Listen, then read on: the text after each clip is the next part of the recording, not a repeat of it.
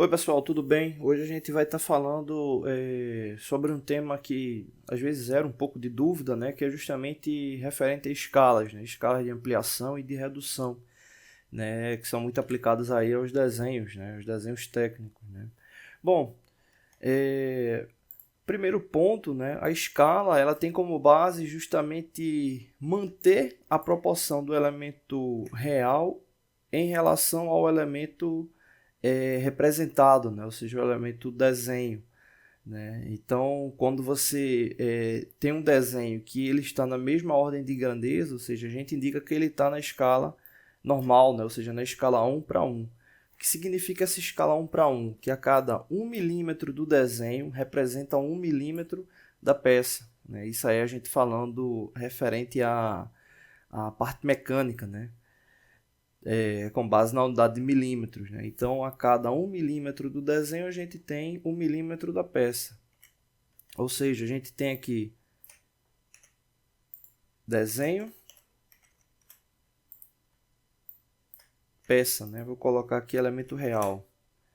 Né? Então, esse tipo de escala a gente coloca como escala natural ou escala normal, né? Onde eles estão na mesma proporção. Se a gente for observar aqui ao lado, a gente tem uma relação de escala que é diferente da escala normal. Né? Então, se observar aqui, a gente tem 1:2, 1:5, tem aqui embaixo 1:10. Né? O que essas escalas representam? Né? Se a gente for observar, a leitura ela permanece com a mesma lógica. Vamos ver essa aqui primeiro. 1:2. A cada 1 milímetro do desenho representa 2 da peça. Né?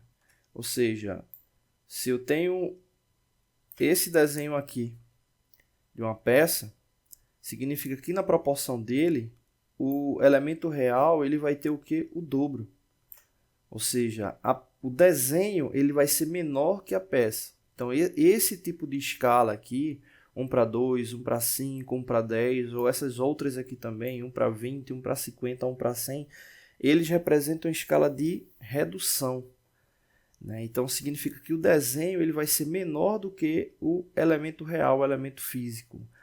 Lembrando sempre o seguinte, não é porque o desenho ele vai ser menor do que o elemento real que o desenho ele vai trazer informações que venham a divergir do elemento real. Exemplo, se por acaso essa peça ela tiver 100 milímetros de comprimento, ou esse elemento real tiver 100 milímetros de comprimento, significa o quê?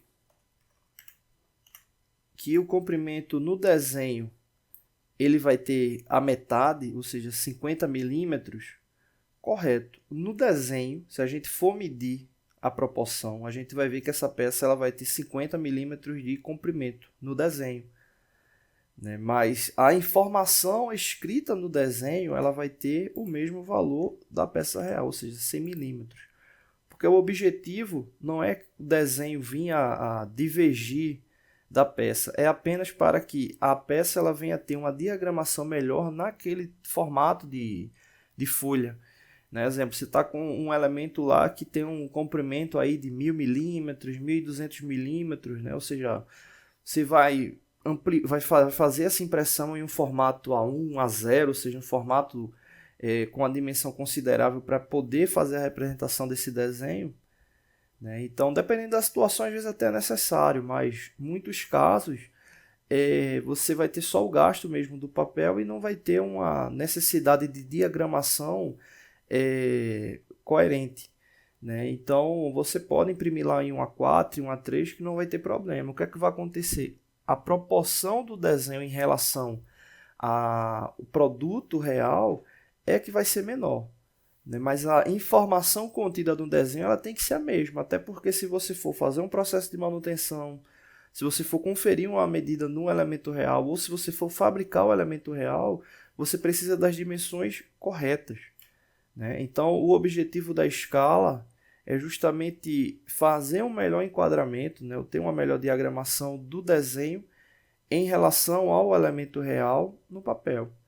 Isso tanto para a escala de redução, como para escala de ampliação, como já é o caso desses outros aqui. Né? Exemplo, esse aqui 20:1. A cada 20 milímetros do desenho representa 1 da peça. Ou seja, a gente vai ter um desenho 20 vezes maior do que o desenho, do que o elemento real, visando que a gente venha a ter uma representação de fácil entendimento quanto às suas dimensões. Exemplo, vamos supor um exemplo de um desenho de uma agulha, né? E aí você, poxa, o desenho, a peça é muito pequena para fazer a representação dela.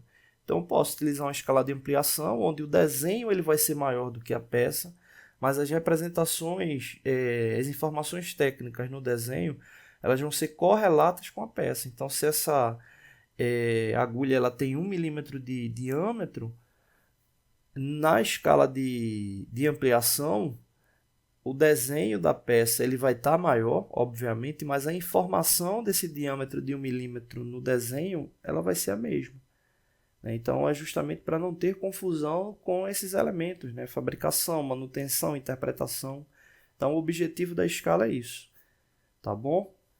Não deixe de se inscrever no canal, toda semana tem vídeos novos. Valeu!